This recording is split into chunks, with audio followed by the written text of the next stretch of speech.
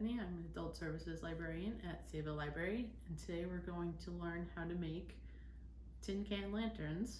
We're going to make them extra special for May the 4th by using Star Wars characters and logos. So this one I'm going to demonstrate. We're going to try and make a Baby Yoda or the child onto this big can here. You can use any size can. Basically what I did was trace the character onto a piece of paper. Here we did the Rebel Alliance logo, did the same thing. I just printed out a picture and then traced over it so that I can get just the outline. And so what we're going to do is we're going to attach it to the outside of the can using rubber bands. What I did was fill the can with water and freeze it so that you have something that you can nail into without crushing the can. Some people fill it with sand and freeze it, but if you don't have sand, water will do just fine. So what we're gonna do is we're gonna attach the picture, just secure it with rubber bands, and then we're gonna use nails and a hammer to punch holes and trace the entire picture with by just punching holes using various size nails. So if you have a more detailed picture, you might want to use a skinny little nail, or if you have something that doesn't require as much detail, you can use a fatter nail.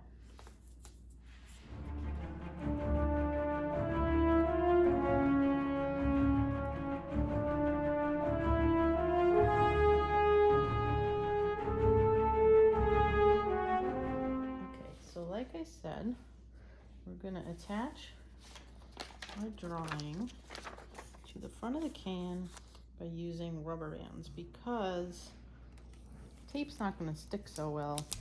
The condensation on the can from it being frozen. So you could see. Now I'm going to start punching holes. I'm going to use the skinniest nail I have to punch the holes in this one because it's got a lot of details in there and I'm worried that it's just gonna be too close if I use a fatter nail, and I might even skip some of the little tiny features because I think you just need the general outline of it to get the idea of what the picture is. So we'll start at the top. You don't even need to go that deep.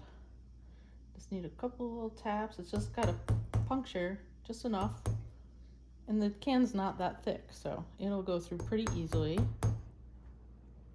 If you're not sure, you double back and do an extra hit or two like this. You can also go over it once you take the picture off at the end, but it is a bit harder to see the outline then. So I'm gonna do the face first, and the can's got grooves in it, so sometimes you go to hit it and it kind of like slips, so you get some imperfections, but it's fine. It'll come out like the general idea of the character.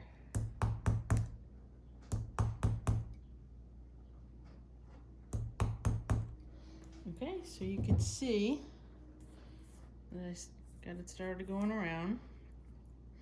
Now I'm going to continue and we'll check back in periodically so you can see the progress.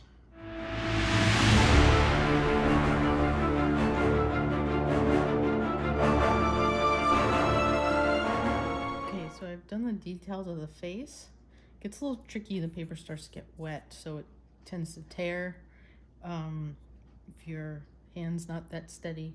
So I'm trying to occasionally, if that happens, I peel the paper back and you can kind of see then where you might need an extra hole or two. So now I'm just going to finish doing the ears and the rest of the body, and then we're going to peel the paper off, and then we're going to spray paint it.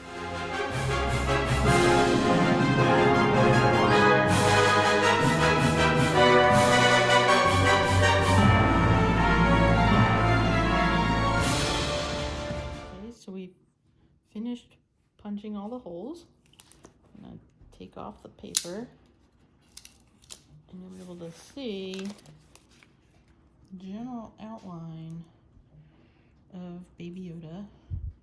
And now we're going to get rid of all this ice inside, dry it off, and then spray paint it, and you'll get a darker can on the outside, and you'll be able to see a little bit better when the light's shining through. Okay, so I'm going to use some spray paint that we've had laying around, Rust-Oleum for the outdoor furniture. You can use any paint really, as long as it can paint on metal.